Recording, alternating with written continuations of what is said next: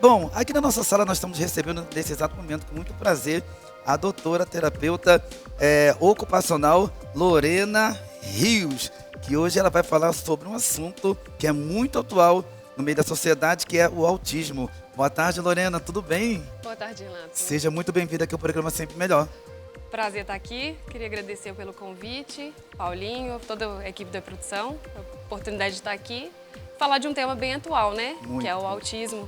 A gente está tendo tantos diagnósticos, né, atualmente. O número tem crescido tanto e é um assunto bastante atual para a gente estar podendo falar, né? Verdade. Lorena, doutora, o que vem a ser a terapia ocupacional, que no caso é o que você exerce hoje? Então, é uma pergunta bem interessante, né, da gente começar, porque geralmente as pessoas não conhecem a terapia ocupacional, né? E muitas vezes eles confundem com a psicologia por causa da terapia, né? Então, quando a gente fala, não, eu sou terapeuta ocupacional, as pessoas falam, você é psicólogo, né? Porque já liga logo Eles a associam questão com a psicologia? Sim.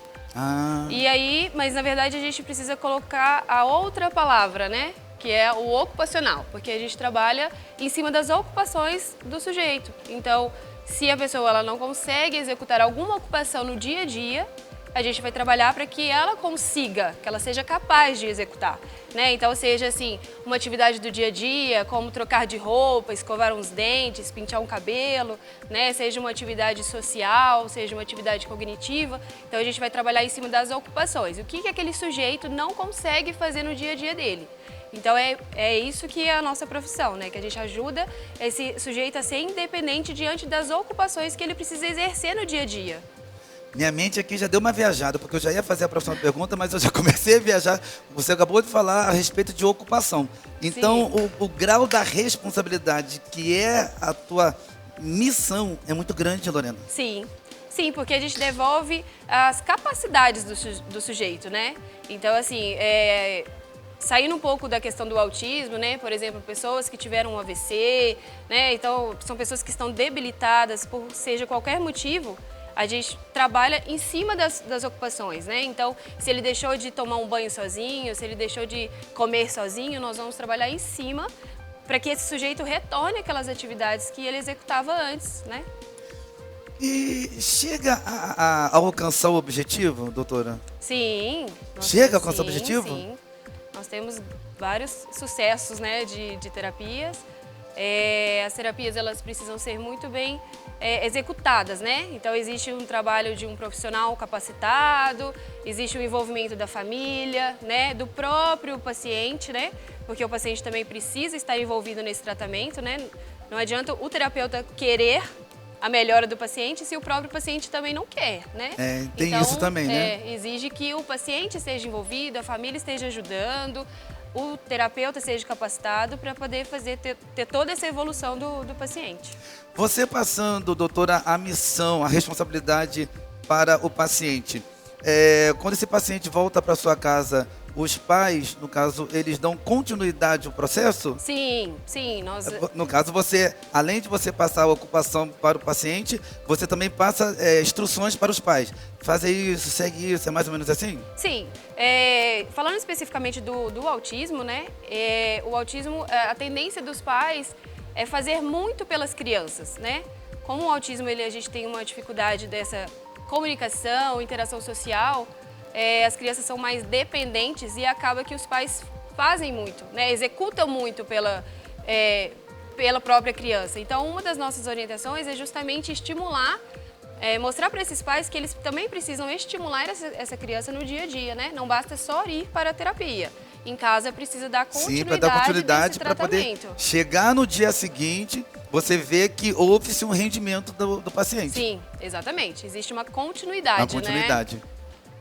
E os próprios pais, eles precisam se ter mais atenção em tudo que é dado como orientação pela doutora, que no caso é você. Sim. E aí a gente faz as orientações são individualizadas, né? Cada paciente vai ter a sua prescrição, né? De recomendações, de orientações, então a gente faz de uma forma individualizada, cada um tem o seu, né? E há quanto tempo que você trabalha como nessa área de terapia ocupacional? Eu sou terapeuta ocupacional há 13 anos, né? 13 anos? Já, 13 anos. E com autismo há 7 anos. Com autismo há 7. 7 anos. Eu tava e o mais interessante, você tem quantos filhos? Tenho 2. 2 filhos. 2 filhos. Hoje, os teus filhos estão na faixa etária de quanto? Qual a idade deles? O Levi tá fazendo 3 hoje e a Sofia 3 tem aninhos, 5. Levi? Olha, que legal, parabéns. Obrigada. E a mais A velha? Sofia tem 5. Tem 5. Você já ensina eles, já começou a instruir os teus filhos concernente isso na escola, no seu dia a dia, a respeito do tema autismo? Sim. Na verdade, isso precisa ser algo que a sociedade, né, como um todo, precisa fazer, né, com os filhos. Existe muito preconceito ainda, né, principalmente nas escolas. Ontem mesmo ouvi um relato de uma criança sofrendo bullying, né, uma criança autista sofrendo bullying na escola. Então, os amiguinhos debochando, né, pelas dificuldades da criança. Então, isso precisa estar inserido nas famílias, né, inserido na sociedade, de que as crianças podem sim ser diferentes, né, as crianças têm as diferenças, cada um tem suas dificuldades e tudo bem, né? A gente consegue conviver, amar aquela criança e ajudá-la. Com certeza, porque a criança autista, ela não pediu para ser assim. Então as pessoas nada mais, nada menos do que respeitá-la. Sim. Respeitá-la, abraçá-la, amá-la, não é verdade? Sim. E eu gostaria que você, nesse exato momento, doutora, explicasse para o pessoal de casa o que é o autismo. O autismo, ele é um distúrbio do neurodesenvolvimento, né? Ele é caracterizado por um desenvolvimento atípico, né? Algumas dificuldades de comportamento, dificuldades na interação social, dificuldades na comunicação. Então, a criança tem essas singularidades, né? Então, ela se torna diferente das demais. Entendi. E toda criança, toda pessoa que é autista, elas são iguais? Não. Ou uma é diferente da outra? Não, são todos diferentes. Cada um, diferente de algumas patologias, por exemplo, neurológicas, por exemplo, a gente tem aqueles quesitos, né, que entram nas características típicas daquela determinada patologia, por exemplo. No autismo, isso não acontece. Eles têm algumas características em comum, mas cada um tem um jeito, né? Cada um tem um jeito único de ser. Então, eles não são iguais, são todos diferentes. Todos diferentes. Todos. Nós temos um vídeo, nós vamos estar transmitindo para vocês agora nesse exato momento. Roda a VT. Você pode falar, por favor, doutora, aonde que é? Essa é uma criança, eu estava num atendimento. Qual que é o nome dessa criança? Ela chama Ana. Ana, que linda. Sim. Quantos aninhos, doutora? Ela tem 5. 5 aninhos. E aí a gente está dando um estímulo sensorial para ela, né? Que ela está dentro dessa rede, né? Que a gente chama de Lycra. E ela está recebendo alguns estímulos sensoriais que são importantes para ela dentro do autismo, né? Sério, ela está recebendo ali dentro daquela... Sim, ela está recebendo alguns estímulos sensoriais, né? Que são específicos para ela. E ali a gente começa a trabalhar de esconde-esconde.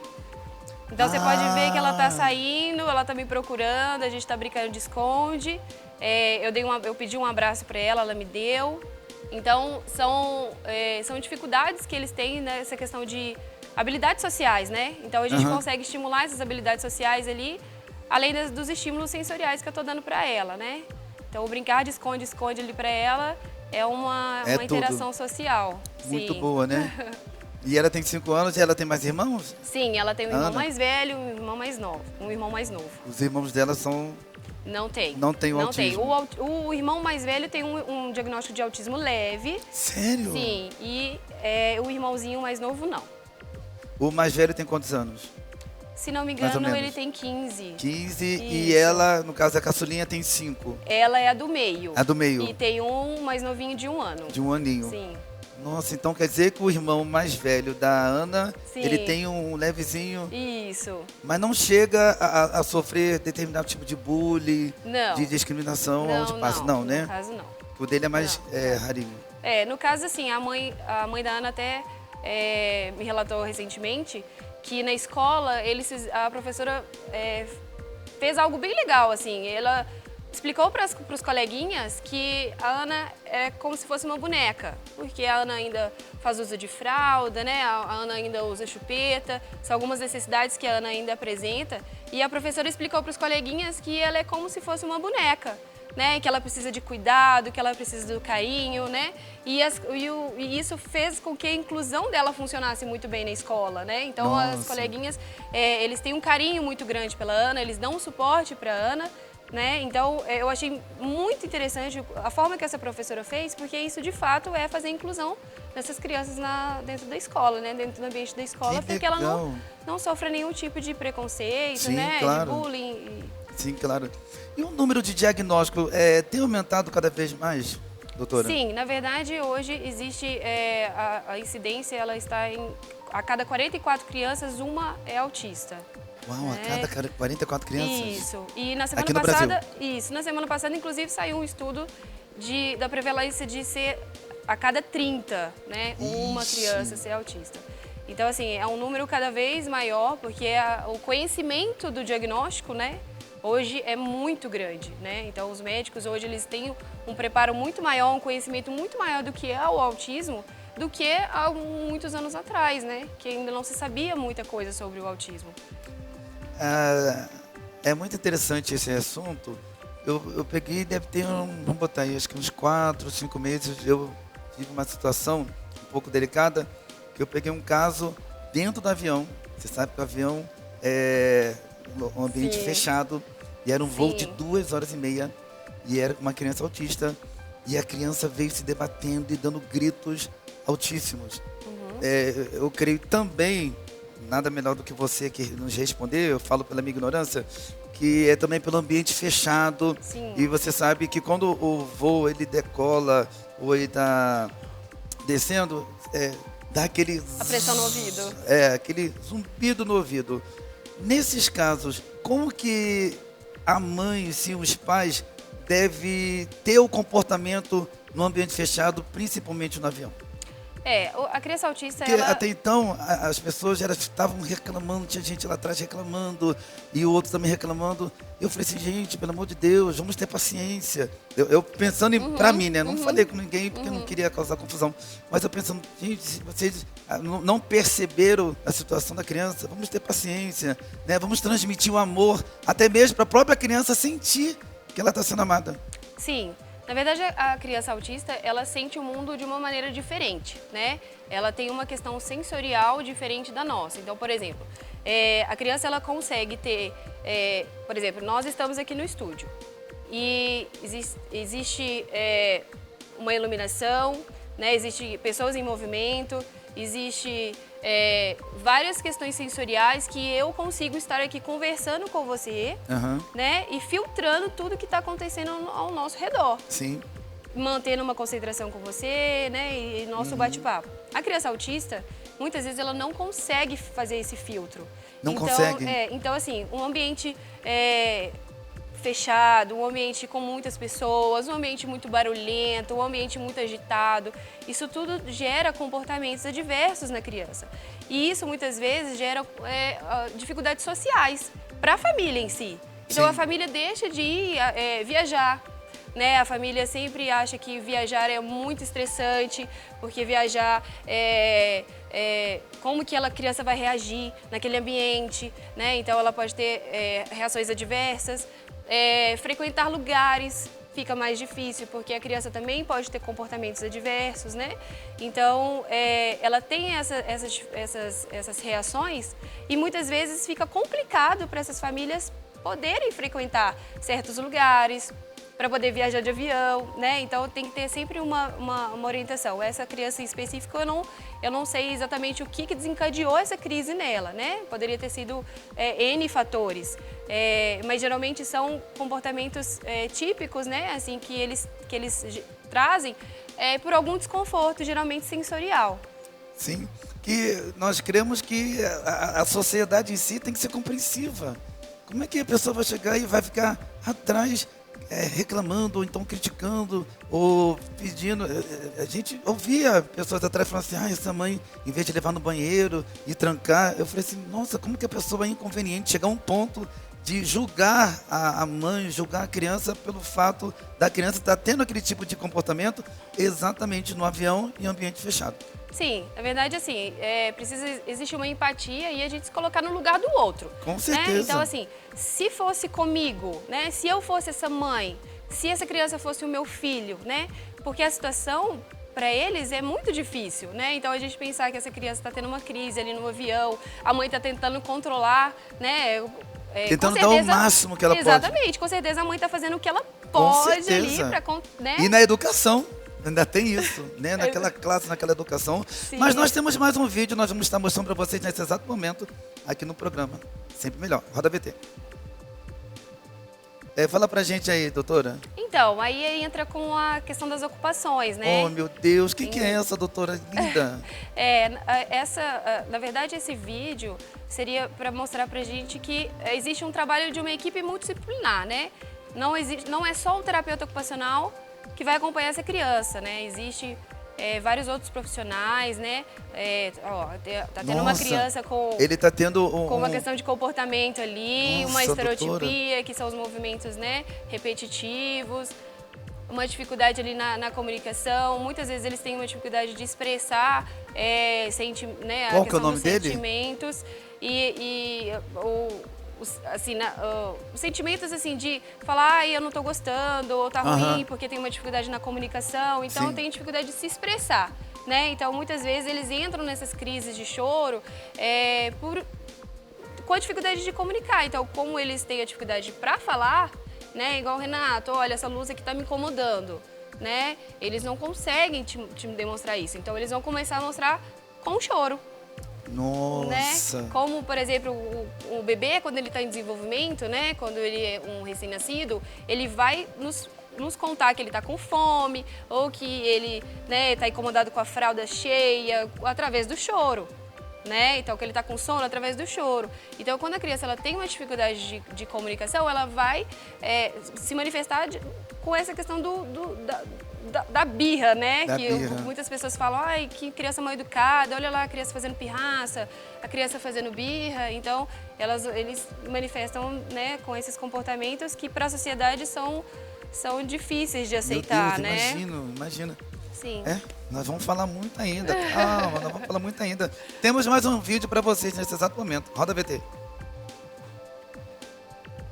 Fala pra gente desse caso aí, doutora. Então, aí a criança tá... você pode perceber que ela tem uma dificuldade na questão, no contato visual, né? São crianças que não olham nos olhos, né? Então, a gente trabalha muito com o desenvolvimento dessas habilidades sociais, né, da criança desenvolver a fala. O trabalho da fonoaudióloga já entra também, né, para desenvolver essa linguagem, essa comunicação da criança, né. Então, o psicólogo entra com as questões de comportamento, né. Enfim, toda uma equipe por trás no desenvolvimento dessas crianças, né. Por que ele está ali dentro? Isso aí já é outro, né? Sim, aí são estímulos sensoriais também, né? Qual que é o nome desse objeto? Que a terapeuta está dando. Né? Esse é um tubão, né? Que a gente usa muito dentro das terapias, né? E aí a terapeuta vai conduzindo de acordo com a necessidade dessa criança, né? Existe o trabalho de uma psicopedagoga, né? Aí a Ana de novo, né?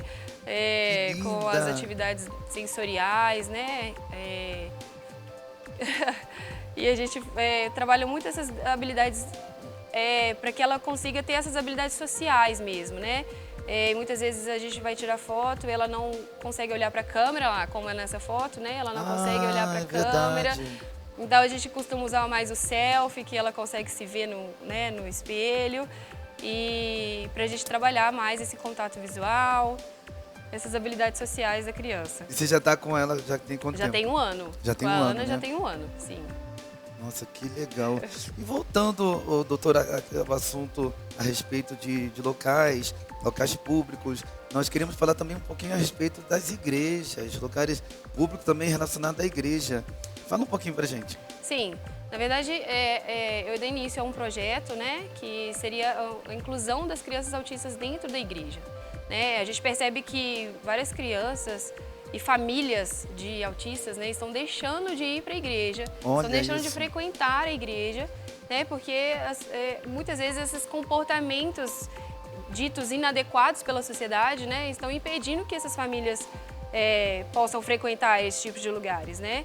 E a igreja ela precisa fazer um papel inverso do que os outros ambientes fazem, né? Então, se a pessoa vai num shopping, a criança tem uma crise e a sociedade ela já fica com aqueles olhares, né, com aqueles julgamentos, a igreja ela precisa fazer exatamente o inverso, né?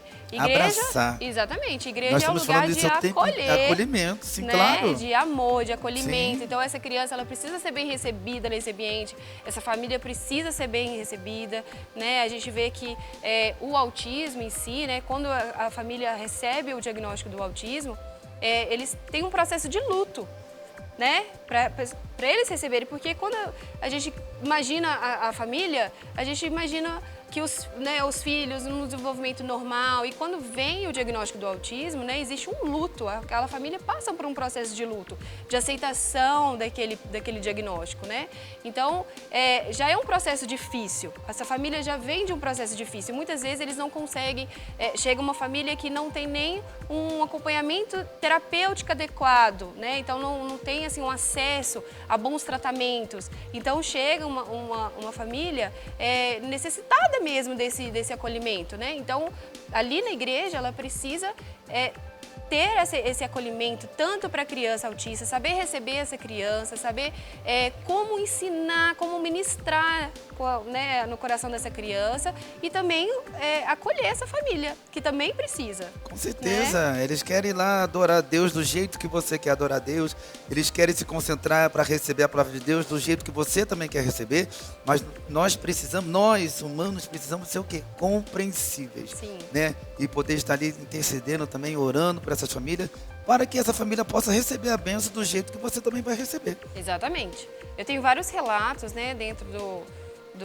meu próprio trabalho, de que pessoas pararam de realmente ir na igreja. Pararam de ir para a igreja? Sim, pararam de ir para a igreja. Então, assim, não vão mais porque aconteceu alguma situação de que, né, alguém foi inconveniente. Exatamente. E eu vi piadinhas desnecessárias. É mais ou menos isso? Exatamente. Eu vi piadinhas desnecessárias. Um filho de uma, sei lá, obreira ou de uma irmãzinha da igreja ofendeu o meu filho ou xingou. É mais ou menos isso? Exatamente. Né? Então, assim, se a criança tem uma crise, toda a igreja já começa a olhar, né? Então, assim, a igreja precisa fazer o trabalho inverso, né? De acolher. Então, assim, a igreja, na verdade, ela precisa estar preparada para receber, né? Então, é por isso que existe esse projeto, para que haja os treinamentos dentro das igrejas, né? De que as pessoas, quando essa criança, essa família chegar, a igreja já esteja preparada para receber. Né? Ela saiba o que é o autismo, como lidar com essa criança, como ensinar para essa criança, como ministrar no coração dela, como acolher, o que eu posso fazer por essa família. Né? Então, ela precisa estar realmente preparada para receber essa família e essa criança. E para nós estamos aqui finalizando, qual que seria a maior dificuldade? Nós estamos falando aqui, voltado ao assunto relacionado ainda à igreja, qual que seria a maior dificuldade do autista dentro da igreja, doutora? Então, como eu falei anteriormente, o autista ele percebe o mundo de uma maneira diferente, certo? Então, às vezes chega na igreja, o louvor está muito alto, existem jogos de luzes na igreja, às vezes um perfume de uma pessoa que está ali do lado, isso tudo são alterações sensoriais que aquela criança ela sente muito mais. Então, de repente, se o seu perfume, você está usando um perfume e está do meu lado, para mim não vai me incomodar. Sim, mas para essa criança sim, que tem uma sensibilidade maior, ela vai ficar extremamente incomodada com aquele barulho, né? Existe a questão do abraço, por exemplo. Existem autistas que não suportam toque. Sério, doutora? Sim, existem autistas que não suportam toque. E aí, imagina, chega na igreja, tá todo mundo abraçando aquela criança, sim, abraçando, né? Cumprimentando. Então, assim, ele vai ficar extremamente, irritado. E muitas vezes ele não vai saber contar, né? Por que ele tá ficando nervoso. Então, a pessoa precisa entender, a igreja precisa estar ali junto com a família para saber da família, olha, como que é seu filho, o que ele gosta, o que ele não gosta, para poder estar conhecendo um pouco dessa criança e estar recebendo ele da melhor maneira possível. Então, existem autistas que já adoram o abraço. Então, ele vai se sentir muito confortável se você abraçá-lo, né? Então, isso vai depender de cada um. Vai depender de cada um. Vai depender de cada um. Como eu disse também, neles, cada autista é único. Então, o ideal é que a igreja converse com a família para que a família conte para as pessoas da igreja, do Ministério Infantil, quem for receber essa criança, de como essa criança lida, o que ela gosta de fazer, o que ela não gosta, para que esse ambiente da igreja seja o mais confortável possível para ela. Nossa, e tem uns que abraça, não quer soltar mais. Sim, Esses que abraçam, eles são, eu posso dizer que são aqueles que eles ficam mais quietinhos ou não? Sim, na verdade a questão do sensorial, né, esse abraço bem apertado, o abraço de urso que muitos falam, né, ele traz um conforto sensorial. Traz um conforto, né? Exatamente. Então se você abraça bem forte, ele vai se sentir mais calmo, mais relaxado, justamente pelo tipo do estímulo sensorial que ele recebe através desse abraço. Que interessante. Que dom lindo que você tem, doutora. E a pergunta que não quer calar é, o autismo tem cura? Não. Não tem cura? Não. É um dos mitos, né? Dos grandes mitos do autismo. Não tem cura. O autismo não é assim, como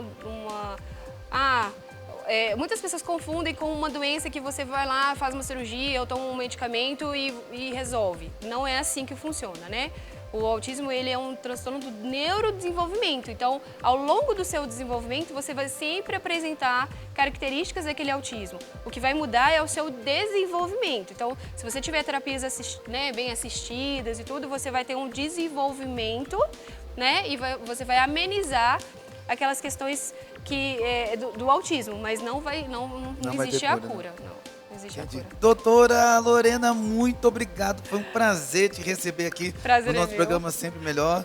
E deixa, por favor, teus contatos, telefone de contato, Instagram. O Instagram é Igreja e Autismo. E lá no Instagram a gente tem os telefones, o e-mail. Você que se interessou pode entrar em contato conosco. Isso.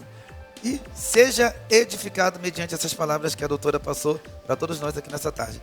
Muito obrigado, doutora. Que palavra, que Deus continue te abençoando. Amém. Tá? Amém. A esse chamado a levar todo conforto e abraço para essas crianças. Amém. Tá bom? Bom, pessoal, nosso programa está encerrando neste exato momento, mas só que amanhã, lembrando que amanhã, terça-feira, 3 horas da tarde, estaremos aqui ao vivaço para todo o Brasil. Já convoca toda a tua família, teus parentes, teus amigos para estar aqui ligadinho na programação da Rede Mais Família. E nesse exato momento, vocês vão ficar com quem? Entre nós, Rinaldi Faria. Tchau, tchau!